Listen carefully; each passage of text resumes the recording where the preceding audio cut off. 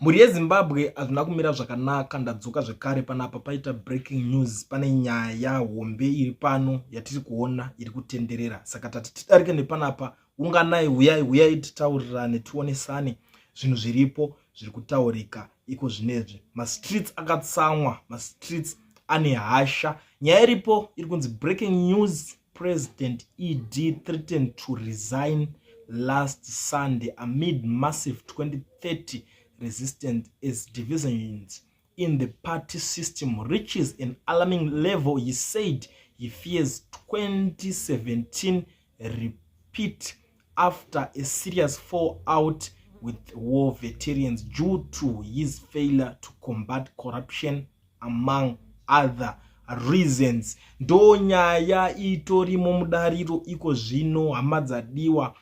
Andisonyazonzwisisa kuti these people,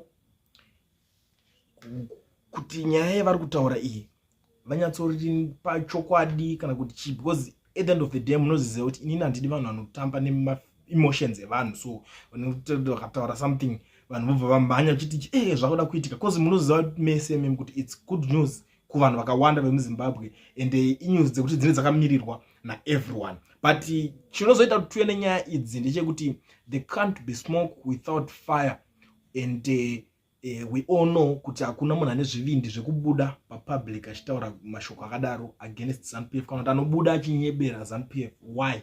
Because ZANU-PF yacho yagara inototyisa, inototyikwa kuti ukangotaura izvozvo vanogona kungokuita zvese zvese kana kukusunga. But these guys were children of Zimbabwe War Veteran Association, ndo vari kuuya vari kutaura nyaya iyoyo. Zvatatosangana kudai, so tanga nekulike this video kuitira kuti ZANU-PF iboikane. Kana uchiziva kuti wewe uri team Chamisa, you know what to do man. Nyora kuti ahoi iko zvinezvi ndekuti zvinenge zvakuda kutoitika kuside kwenyu. Munotoziva kuti nguva inenge yatosvika. Munotobva maziva kuti God zinitenge isingataurwe mahara, because ukaona zvinhu zvakudai so wotoziva kuti zvakunosvika panguva yamakamirira. Ndo pamunozoona kuti mukuru wenyu angane kunzwisisa kumwe kwaakanga anako. Asi kana wechinge uri team woyana Chabanguwo, ipapo unongoisawo kana kaheti mucomment section. I know kuti hey, vekwana Chabazi vakaita vashoma. So nyaya iripo mhuri yeZimbabwe yakamira yakadai so. Pane nyaya yekubuda yakufamba nezuro pachinzi vasanyatwe vadedzwa kuPricap Farm kwava Mnangagwa. Kwanzi vadedzwa kuPricap Farm. Maona pakati yakangobuda chingonzi Sanyatwe summoned by Mnangagwa kuPricap Farm rake.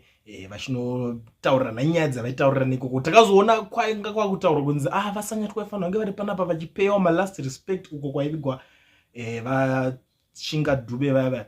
Zvikanzi saka vaenda kunze kwenyika. Ndakataura navo vakati vari kuenda kunze kwenyika, and I was like, oh, kunze kwenyika, these guys maybe they don't know kuti vanenge vachitaura nezvechikorubuwaro, havatarise zvavo kana kuti media iri kuti mboti kudini, kuti vanhu shoko ranga ratozara kwese kuti aiwa vari kunzi vaenda kufarm kwava Mnangagwa. But panapa manje nhasi pakuputika imwe nyaya, because unoona vanhu vakaswera vakutaura kuti tikumirira kune something ndichi zvoda kutaurika, you know, breaking news zvoda kungoitika, dzinenge dziri breaking and bad news and good news at the same time. But now manje takuchinyatsokuona kuti zvinhu zvacho zviri kuita zvichitaurika, zviri kuita zvichitonongoka mbijana sekutaurika kwazviri kungoita. Saka ipapa manje ndo nyaya yatomo mudariro, nyaya itorimo mumastreets iko zvinezvi. Tangoti aiwa hatikwanise kunge tichijambira kana kuti kuisiya nyaya iyi yakadaro, nekuti pari kutopisa ipapa hama dzadiwa. Ndiri kuonawo vanhu vakawanda veZANU-PF vari kuratidza kushushikana nemashoko iwaya, asi ndiri kuonawo zvekare vanhu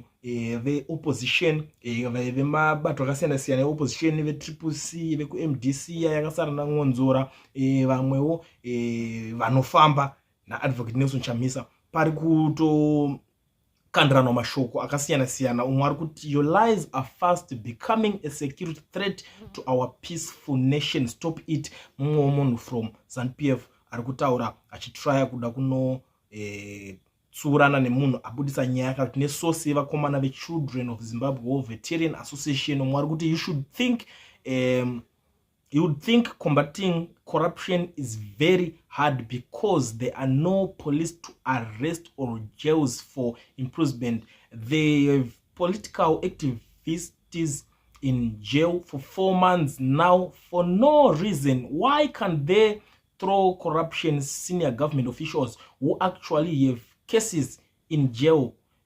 Ndo mamwe mashoko ari kutaurwa nemumwe. Kwaniko he is retracting to give himself time to plot kuti arambe aripo ndouwe wacho, and you will be fools not to realize this and plan ahead. Ndo mamwe mashoko aripo pari kunzi iskillful iyoyo iri kutorohwa yekuti anoda kungobudisa dziri ngoti ndengiri nzavo ngoti threatina kuti anogona kungosiyana nazvo. Iyo ritori skiri rekuti aramba aripo kuti aone futi kuti ndanani vachafara ende vanhu muchazvitora sei akada kuzvitaura izvozvo, so that mobva matotambwa nema-emotions enyu motongobva matongokontinya kuenderera kumberi ikoko. Ndiri kuona mumwe zvekare ari kuti munenge makuti nyepera resigning Mnangagwa.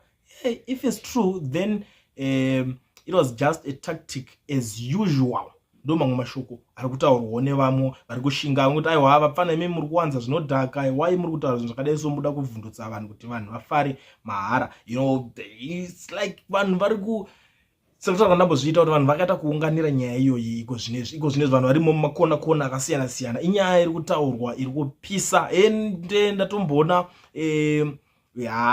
timu rinoswera ririmo rinopinda kujongwe kwekwa kunenge kuchiitwa meetings mamaiza jongwe house yavo varimo futi vari kutaura pamusoro penyaya iyo. Is just that mamwe makuhwa acho hatisingazomabudise zvekukasika because vandazoona kuti wazonyatsodzidziswa nani nyaya idzodzo, but vane something zvavari kutaura zvekare. Mwari kuti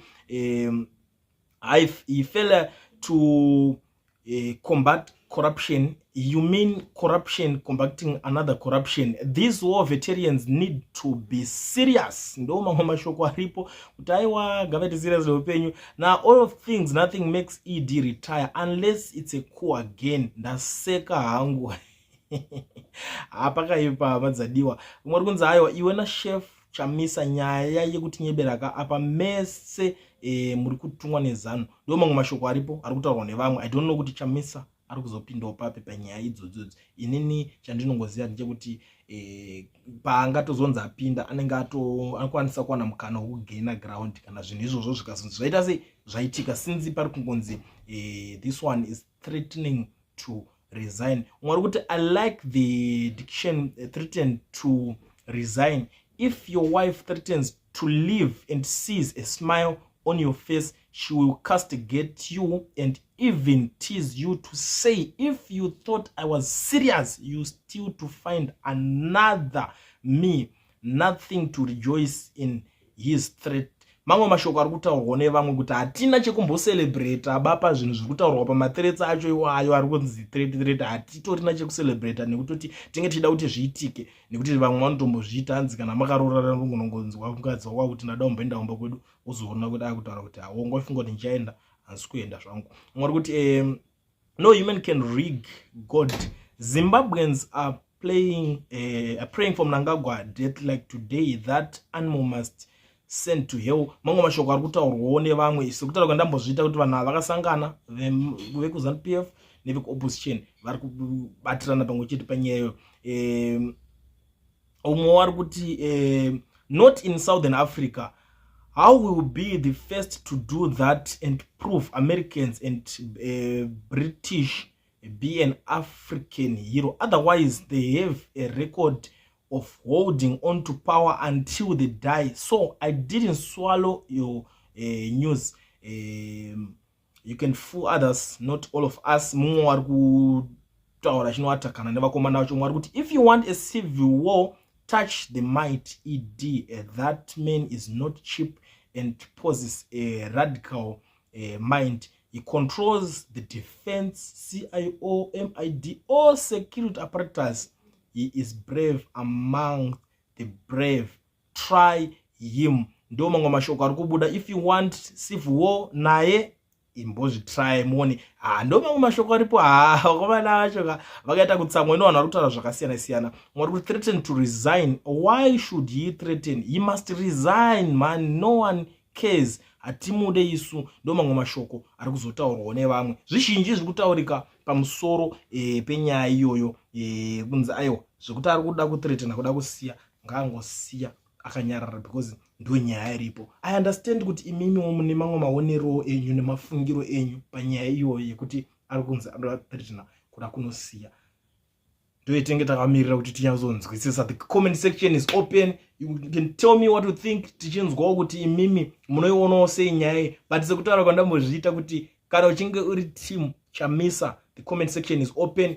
Nyora kuti ahoi izve, so tione kuti magadzirira here munenge maready pazvinhu zvakuda kuitika. You know, sekutaura kuti tingozviita kuti a lot is happening in Zimbabwe. Pari kutoitika zvezhinji, zvimwe zvekutoti vanhu havana kutombozviexpecta and havasitombori ready vanhu vemuZimbabwe nezvinhu zviri kutoitika zvacho. But kuti hazvikwanisi kungoti zvingotaurika zvese kahwani kuti zvakati zviri kuitika, unovasiya vachimwa chuka vega mbijana kuratidza kuti vanenge vachiita se vachitsva kusaidi kwavari ikoko. Ndo zvinhu zvacho maitikiro zvinenge zvichitongoitika, nekuti ipapapa unozongonzwa kunzi ningadai zvichitongobuda 1-1 kusvika vanhu manyatsosvika pane imwe nzvimbo. But ra2025 iro harisi kuzopera zvakanaka, because rine ma1 gore iroro takatarisa. Ende ukada kutotarisa chero vanozviti vanoprofita vacho vanenge vachingotaurawo the same kuti pakashata ipapapa, nevamwe vanozvita vanongodhomukawo vanenge vanzwawo nyaya dzacho ikoko vanenge vachingotaurawo the same. But yanhasi mhuri yeZimbabwe, ndangoti ndipfurende panapa ndichikuzivisai zviri kuitika. Kana uchinge wasvika panapa iri first time yako, gara wajoina this amazing family, usubscribe, ukomenda uchindiudzawo kuti uri kuionawo sei nyaya.